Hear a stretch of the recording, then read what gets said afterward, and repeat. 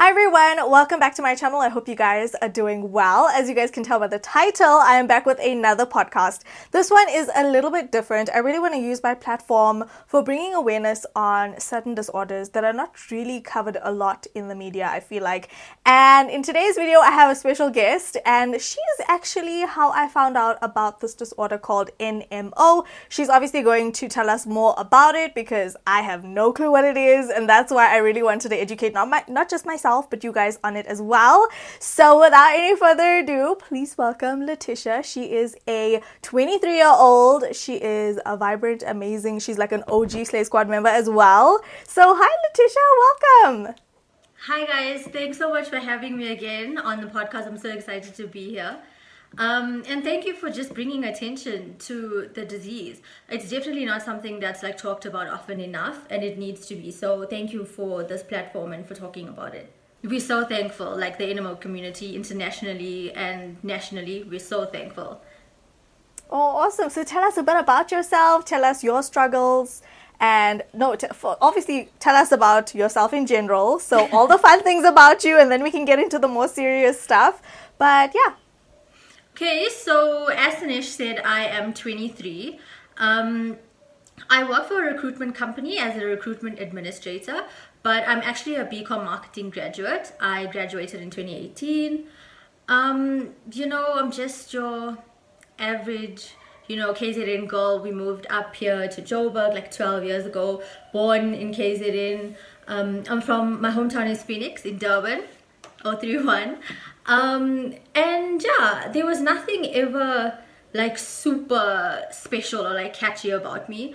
And then in 2017, like life got crazy because, I was diagnosed with this really rare sort of like weird unheard of disorder. And then, things took a turn from there. But not only is Letitia an NMO survivor, she is also a cancer survivor, and so I thought it was very fitting for her to be on here telling us about what NMO is, especially because she's dealt with it firsthand, and obviously now she's become a very vibrant, amazing young lady. So yeah, tell us more about NMO, what causes it, if you guys know, what's the diagnosis? Okay, so first and foremost, I have recently been named the South African ambassador for the Sumaira Foundation. The foundation is based in Boston, and it was started by a lady called Sumaira Ahmed. And she actually was diagnosed with NMO in 2014. And so she, started a foundation with the aim of just, raising funds and raising awareness so that we can find a cure for the disease. And so I was diagnosed. My journey basically started in 2017. It was December. It was a few days before, I had headed out to visit my family for Christmas. And the first thing I noticed is, throughout that year, I never really had a good short-term memory. Like, I would go to campus and then come home and not be able to remember, what I had done the whole day. And I didn't really think anything of it because, before this happened to me, the only thing I really struggled with health-wise was like my sinuses, I would suffer with my sinuses all the time. And so I didn't think anything of it. And a few days before we left for Durban, I was at a friend's house and I noticed that the light in their house was like doing something weird to my head. It was almost as if it was like blurry, but like making my head sore. And I asked them, I'm like, did you guys change the lighting or what's going on? And then they're like, no. But also my mood changed a lot. Like I was very cranky, very grumpy, and just like not, like cheerful. I remember even being on the phone with my auntie and she said like, are you okay? And I said, yeah, I'm fine. It's just that like I don't feel well. It felt like the blanket was actually like hurting my body. And so I didn't really think much of it. Like I said, we tend to ignore these little symptoms. And then throughout Christmas 2017 and then Boxing Day, it got a lot worse. So Christmas came and I had this really, really bad headache. And if I can explain it to you like this, it was not a headache that I had ever experienced before. It was like somebody took a headband and like tied it around my head here and squeezed like really hard. It was very concentrated. And also I realized that, my throat felt like it was closing up and I had a bit of a fever. my head was shaking. Like I didn't have control over my head. My head was just like shaking. Even if I was lying down, my head was shaking. I didn't have an appetite. But another important symptom is the fact that the light really hurt my head and made it worse. So what I did actually was I sat for like most of the day with sunglasses on and a bandana around my head and just a beanie over my eyes as well, just to like block out whatever light I could. And you know, again, same thing. I wasn't really taking it seriously. I was trying to treat with like over-the-counter pain medication, which was doing absolutely nothing. Not even helping with the pain a little bit. And then Boxing Day, that evening, you know, we said, well, we need to go to the hospital because it just wasn't getting better.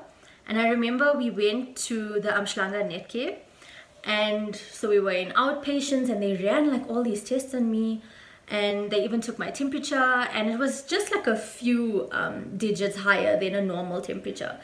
And so they did loads and loads of blood tests on me. They did malaria tests, they did TB, they did meningitis, a whole lot, like a thick pile of blood tests. And the doctor was actually getting so frustrated with me. She was an on-call doctor. And, you know, I kept trying to tell them, like, I can't see. And they were shining a light in my eye to see, obviously, like, if my pupil dilated and things like that. And I remember the nurses, like, looking at the doctor and they're like, her eyes are fine. Like, they were literally, like, mouthing the words. They were like, it's fine, it's fine. And the doctor herself came to me and she said, she's holding this like thick pile of test results, and she says to me, all of these, can you see all of these? They're fine, there's nothing. And I'm saying, okay, but if it's nothing, I should be able to see. I had lost my peripheral vision, so I could only see, I could only see like through a tunnel. Like if you had to do this with your hand and look through, you can only see directly what's in front of you. You can't see anything around at all. People would, like throughout the day, I was sitting on the couch doing something, and then, you know, somebody would be standing here next to me and I wouldn't even know that they were there because I literally could not see it. So out of frustration, this doctor said, okay, well, you know, I'm keeping you. And the hospital was empty because, you know, it's festive season. I think it's important to mention that the reason I didn't go to my GP was because he was actually on leave for the festive season, so we went straight to the hospital. And so she admitted me, and then the next day she got the in-house sort of physician to come and check me out. And he came, you know, and he did, there's a way that they test for meningitis. They like bend your knee backwards to see if it can bend, and they ask you questions. And he said to me, you know, well, I'm not seeing like any sort of symptoms of meningitis, and this is your typical migraine. And he said that thing that you have around your eyes is like a typical aura from a migraine. And then he said, but because you've never had a migraine before, what we're going to do is we're going to send you for an MRI. And so I was panicking because this is my first stay in hospital in my entire life. I was really scared. And then now he's telling me that like I'm gonna go do this MRI. And I remember thinking like, you know what, I'm gonna go do this MRI and the doctors and the nurses are all gonna laugh at me because it's gonna come out clear, and then it'll be like, this girl just wasted everybody's time and like money and things. So anyway, did the MRI, super scared, you know, got it done, and they moved me, throughout the day they moved me into a bigger sort of hospital room, and I didn't really think anything of it. And then that evening a lady came, I was sleeping, I was so exhausted. A lady came to me and she said, hi, you know, she introduced herself and she said, I'm a neurologist and I'm actually here because, you know, your brain scans are not normal. And I said, well, what do you mean not normal? You know? And then she said, well, I think it would be better if I showed you.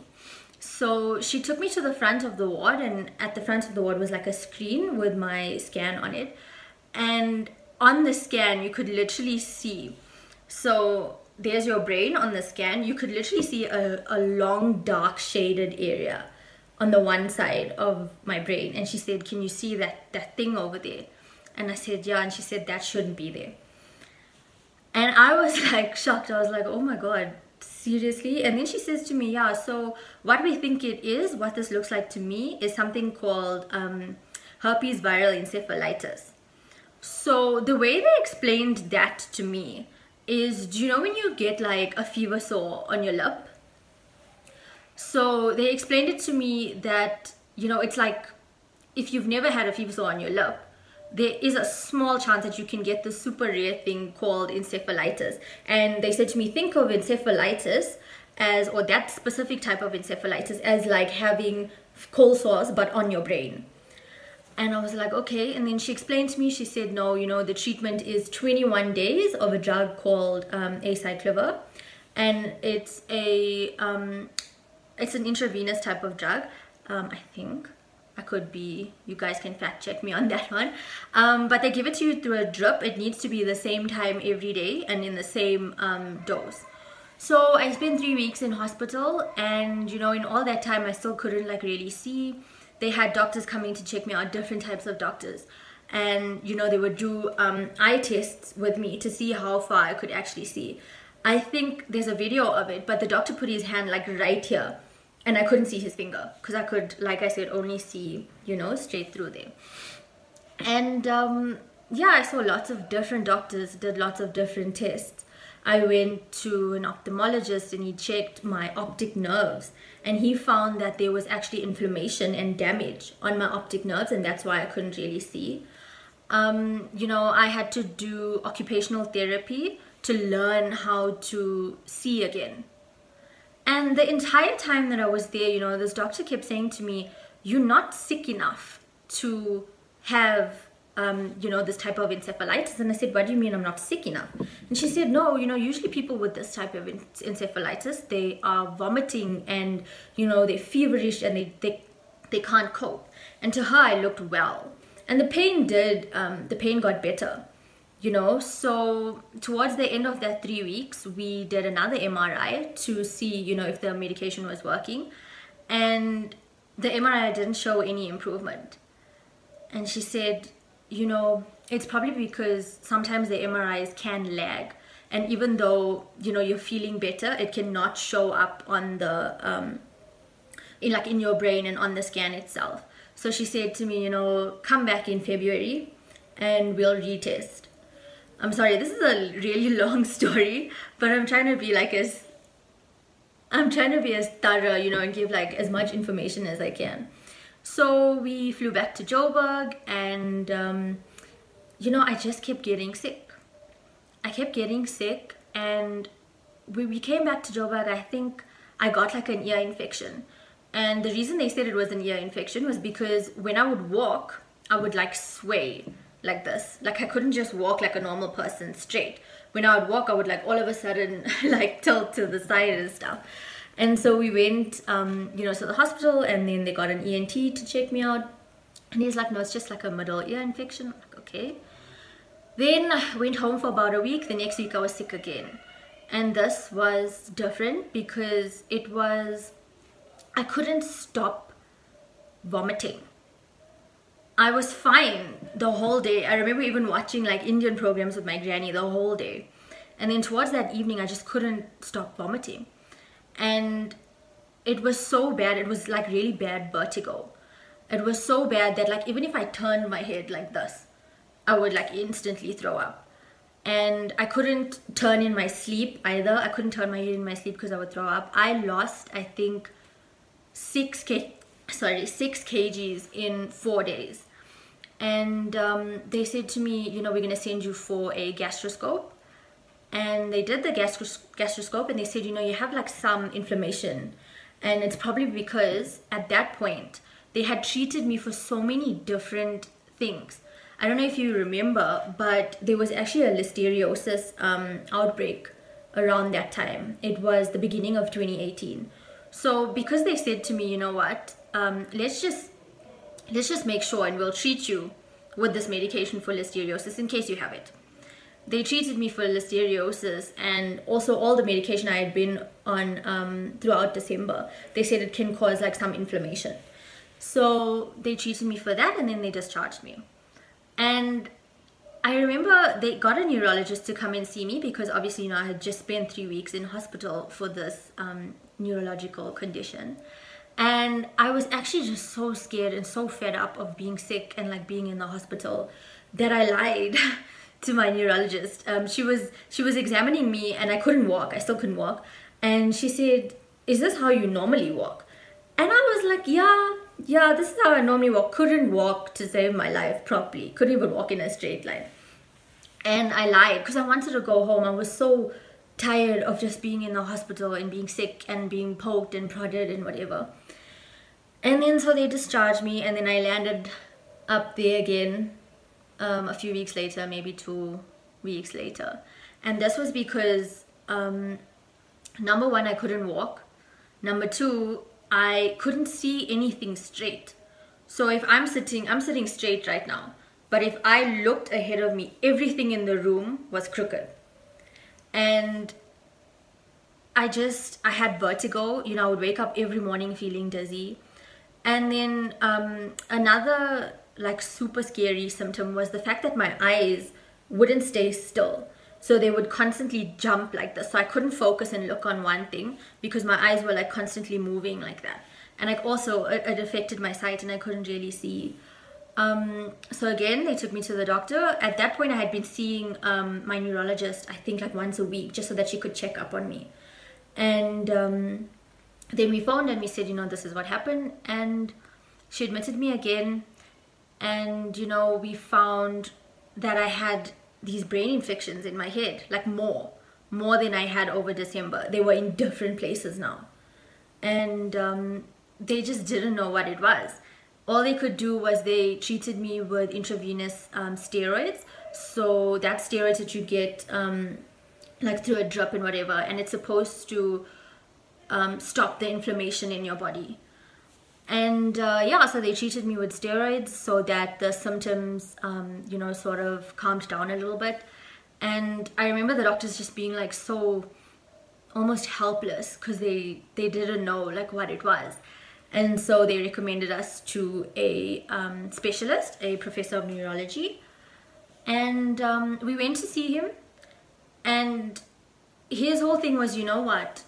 Like, he looked at my scans, and I remember at the time they were questioning whether or not to do a biopsy of the stuff in my brain to see what it was. And he looked at me and he looked at my mom and he said, you know what? If this was my child, I would not let the surgeons touch her because of where in the brain these infections were located. It was so deep inside my brain. I remember it was like the cerebellum and like some other areas of my brain, and that's very deep in. So he said, you know, it's very dangerous to go in and try and extract like, you know, like tissue or sample or whatever you want to call it from there. So he put me on medication for cat scratch disease, TB, a whole lot of medication. They were just, at that point, they were just shooting in the dark. You know, they didn't know what it was, so they were treating me for just anything that they thought it could be. And so I was doing fine because they put me on steroids. They put me on prednisone tablets to maintain things. And we noticed that as I was dropping the dose, then symptoms were coming up again. And, you know, I had been in the hospital so many times, gotten so many lumbar punctures, so many MRIs, blood tests. You know, every scan in the book, they checked my ovaries for cysts. They did blood tests for a number of different, you know, things, and they never found anything. So the one day, I think it must have been April that year, so April 2018, I had just been discharged from the hospital, and I had another lumbar puncture. So I had this weird, like, sickening, stiffening pain in my back. And it was almost like I couldn't actually stand up straight. I couldn't straighten my back. And it went away sort of like for a few days. And then the one day I noticed I woke up and my foot was numb. And I couldn't really feel my foot. It's like, you know, if you sit with your legs crossed for too long or whatever, there's no blood in there. So it was like that, but it wasn't pins and needles. It was just that I had no feeling in my one foot.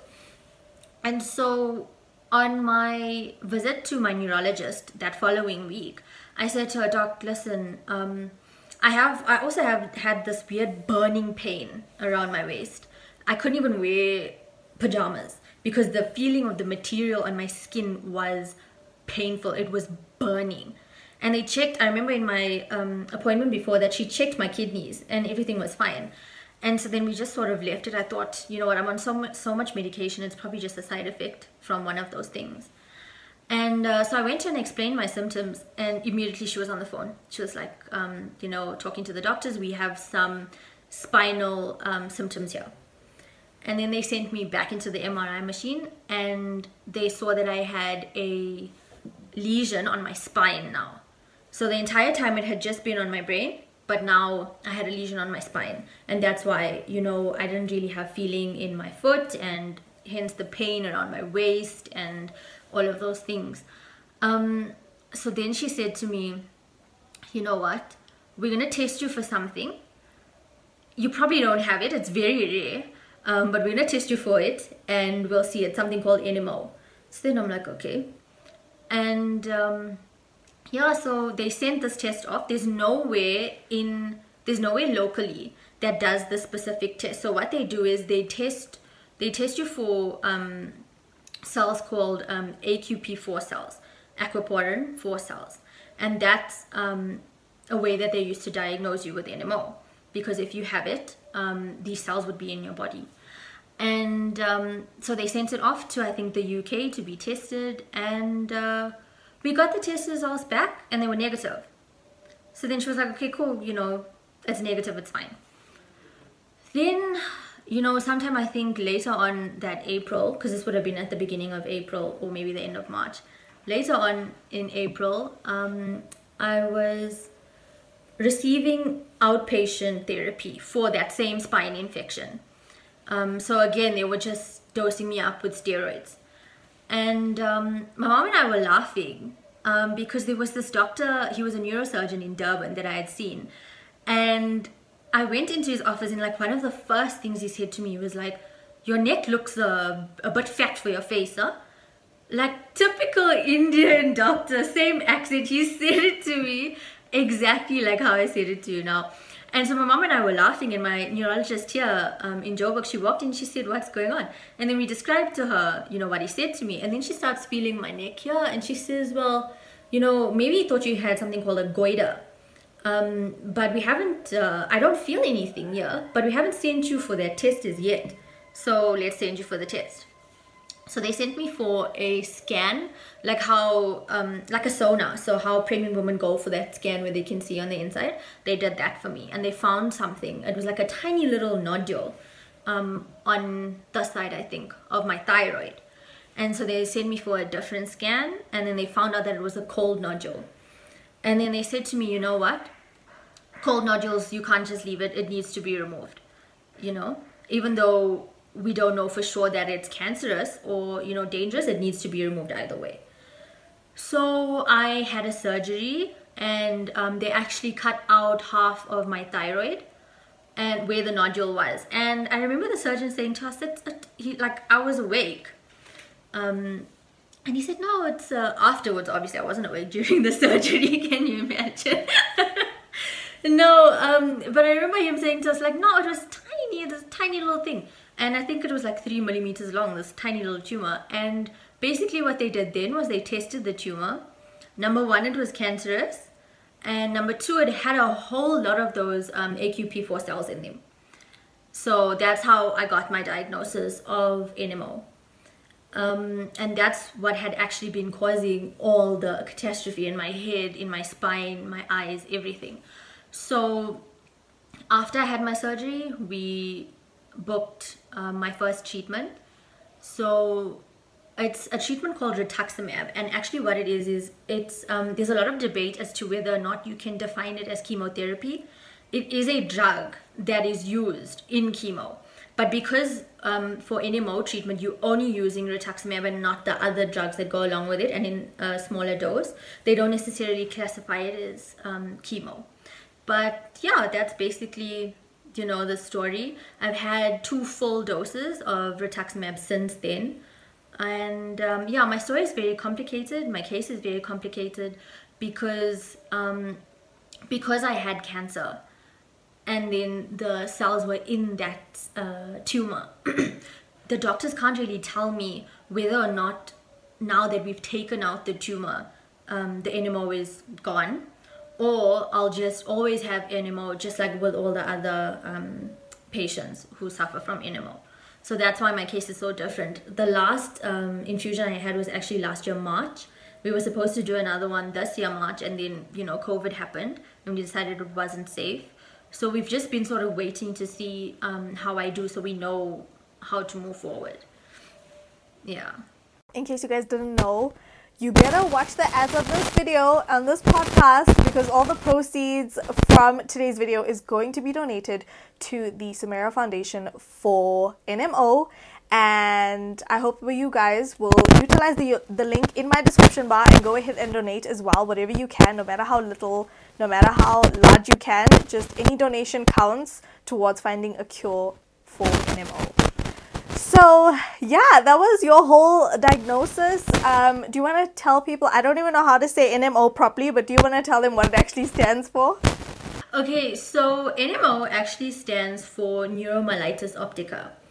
And myelitis comes, the word myelitis refers to like inflammation on your spine. Or so I think you guys can fact check me, but it could be any sort of inflammation on those types of areas. But what it is it's an inflammatory disorder, and it affects your central nervous system. It is an autoimmune disease, as we've said. And yeah, so that's what it is. There's a lot of different names for the same disease. Some people call it Devick's disease, some people call it NMO, just NMO, some people refer to it as NMOSD. But it's important to remember that all of those names are the same. It's the same type of disease. So yeah.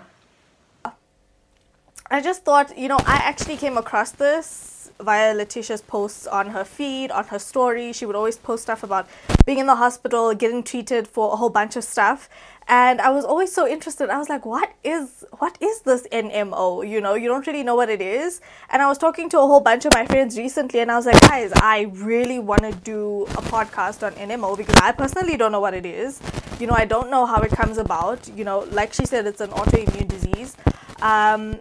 And I never knew that before speaking to you right now. So that's interesting to know. And one of my friends, her mom actually has NMO. They classify it as Devick's.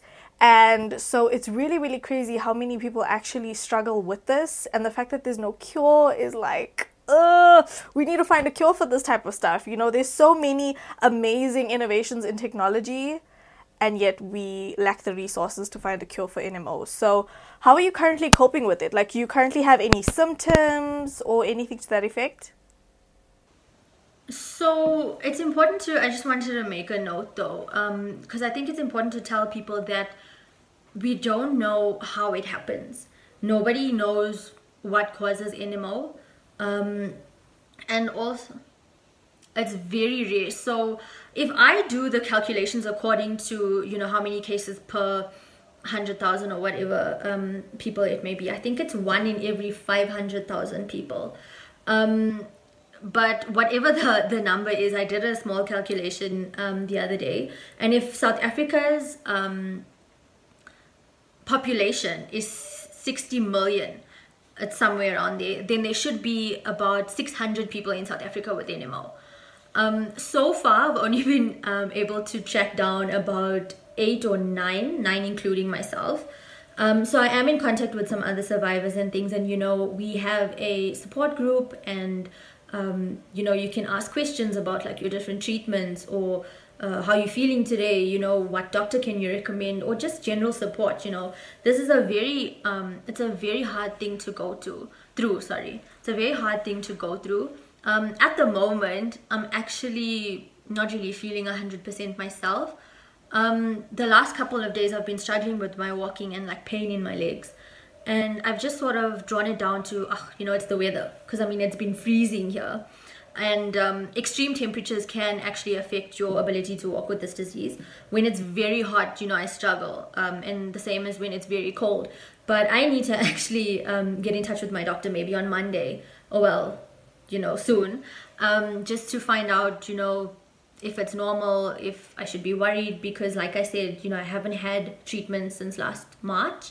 And usually normal NMO patients, they go for treatment every 6 months, because what the treatment actually does is it kills a specific cell in your immune system. And it's those same cells that fight off, they attack actually like those some cells in like your brain, your spine, and your optic nerves. They cause the inflammation. There's like a little internal war there, hence, you know, the term autoimmune. Because it's basically, if I can explain it to you in the simplest way, it's like your own body fighting your own little different organs, you know, your brain, spine, optic nerves, causing like havoc. And so this treatment basically kills those cells. It's to suppress your immune system. So in terms of like COVID and stuff, you know, I have mentioned this like a lot on my socials. I have not left my house since the middle of March because, you know, all my health issues make me a high-risk patient. You know, not having like a proper functioning immune system makes me a high-risk patient. So, you know, on the day-to-day, each day is different. I can't say that today will be the same as tomorrow. You know, I could feel horrible today and start feeling better tomorrow. Or I could be 100% for like a month, and then I'll have like one bad day out of nowhere. You know, it's very unpredictable. You know, before lockdown, I was at gym 3 times a week. You know, 1 hour, 3 times a week, classes and whatever, and just no limit, none so ever. But then sometimes I'll have days where I literally just can't walk properly. You know, my body is fighting me, and it's a very hard thing to go through, especially emotionally. And that's another reason for like our support groups and things like that, just to have people to talk to about, you know, what you're experiencing, who can relate. Because you know, when you're sick physically, it's like a big thing and everybody is understanding. But like when that same physical illness also affects like your mind, it's hard for people to understand that. And given the fact that this is a neurological disorder, it's gonna affect your, you know, like your chemicals, and you're gonna have imbalances, and it's gonna cause like so much havoc. I've also, you know, had mental health issues that I dealt with last year that I was actually diagnosed with, put onto medication for, and you know, in my case, the medication just didn't help me. It wasn't the way to go. But I'm not saying that it's not worth checking out. You know, you just need to find what's good for you. But in my case, we had to level out those imbalances and make things like okay again.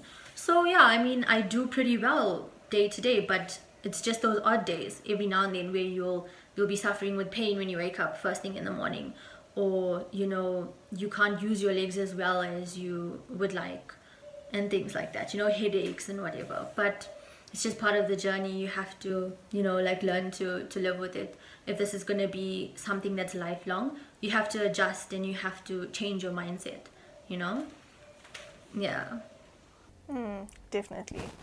I mean, Letitia is very strong. I met her in person at one of the Bossa branches that I hosted with Selena, and she is so sweet in person. She's literally gone through a lot, but like when you look at her and you see how like vibrant and vivacious, if I could use that word, and just like how joyful and cheerful she is, you would have never guessed that she goes through these struggles on a daily basis. And so I just want to thank you for being on here and educating us about NMO. And like I said, please donate if you can. I will have the link in my description bar. Again, please watch the ads. I'm going to remind you guys so that we can make more money to donate to the NMO Foundation. I will leave the link in my description bar. And yeah, hopefully we can have Letitia on here next time for a more light-hearted video. I know today's a bit more serious, but I really felt like I needed to use my platform to bring awareness to this disorder and autoimmune disease that I personally didn't know much on, and I'm sure none of us, half of the people watching this video probably also didn't know about it as well. So yeah, if you'd like to say goodbye to everyone. Well, thanks guys if you've made it this far. Thank you for watching and for paying attention, and I hope that you guys learn something new. You know, the more we talk about this, the more attention it'll get, the bigger the chances of finding a cure for this. And yeah, thank you so much, Sanesh, for having me. I'm so excited about it. You know, as a community, I think the survivors, we also thank you. So I'm thanking you on their behalf as well. Like, this is big, you know. The more awareness we can raise, especially in South Africa, the better. And yeah, I can't wait to see what comes of this. I'm so excited. I'm so excited, and it's my pleasure to honestly bring awareness. I feel like we're all learning in the process, and I definitely want to use my platform for things like this as well. Not just all the fancy things, brown people things, and we have to really have some substance behind what we do on this online platform. And yeah, you guys, comment down below and let me know if you guys would like to see Letitia and I in another more lighthearted podcast. We have a lot of other things that we could possibly talk about, and I think it would be so amazing to have a female voice chat with me about so many different things that we experience all the time. So thank you guys so much for watching. Don't forget to stay all day every day with and without makeup. Don't forget to donate if you can down below the description bar, and I will talk to you guys in the next video. Bye bye.